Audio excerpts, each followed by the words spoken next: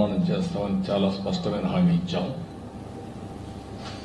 వచ్చిన తర్వాత నేను 1 సంవత్సరం రేపటికి 12వ తారీఖు నెక్స్ట్ మంత్కి 1 ఇయర్ అవుతుంది. 1 ఇయర్లో అన్ని ప్రయత్నాలు చేసినా మళ్ళీ అన్ని డిపార్ట్మెంట్ని ట్రాక్లో పెట్టడానికి సమయం పడతా ఉంది.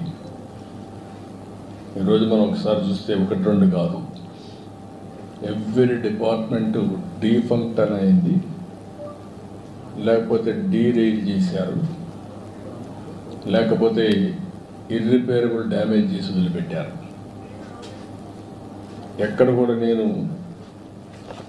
ఎప్పుడు చూడలేదు. 4th టైం సీఎం చాలాసార్లు నేను చెప్పాను, ఎప్పుడు చూడనటువంటి విధ్వంసం జరిగింది. అయితే వేరే మార్గం లేదు, దీన్ని మళ్ళీ ట్రాక్ మీద పెట్టి రీబిల్డ్ చేయడం తప్ప వేరే మార్గం లేదు. దానికోసమే ఫైనాన్షియల్గా అయితే ఏమాత్రం కూడా వెసులుబాటు లేనితనాన్ని తెచ్చారు.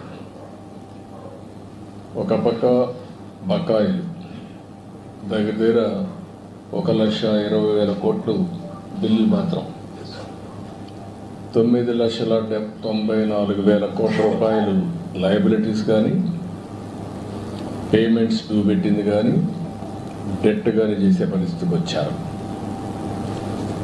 అయితే ఈరోజు ప్రజలు దానికి కావాల్సిన విధంగా పనిష్ చేశారు. మాకు స్పష్టమైన మెజారిటీ, చరిత్రలో ఎప్పుడూ జరగనటువంటి విధ్వంసం జరిగింది. అదే సమయంలో ప్రజలు కూడా ఎప్పుడూ ఈయనటువంటి విజయాన్ని కూడా విక్టరీ ఇచ్చారు. 93% స్ట్రైక్ రేట్, ఎవరు ఊహించినటువంటి విజయం ఇది. అయితే ఈరోజు మేము కూడా ఎంత తొందరలో రెక్టిఫై చేయగలిగే ప్రయత్నం చేస్తున్నాం.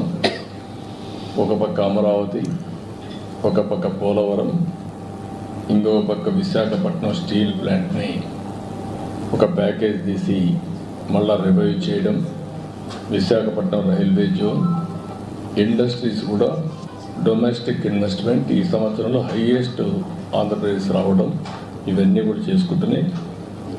ఈరోజు నేను ఇక్కడికి వచ్చినప్పుడు 5-6 మంది మంత్రుల్ని, 7 మంది మంత్రులు కలుస్తున్నాను. ఒకటి ఏదైతే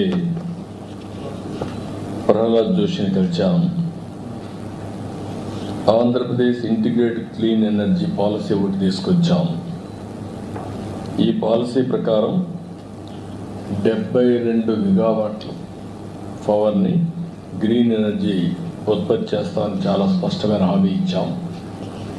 ఒరిజినల్గా అయితే 160 గిగావాట్లు ఉత్పత్తి చేయాలని, దేశం మొత్తం 500 గిగావాట్ల non fossil fuel based energy capacity తయారు చేయాలని ఒక లక్ష్యంగా పెట్టుకున్నారు. ఆ లక్ష్యాన్ని మేజర్ చంక్ ఆంధ్రప్రదేశ్లో వచ్చేట్టుగా మేము ఒక ప్రోగ్రాం పెట్టుకొని ముందుకు పోతున్నాం.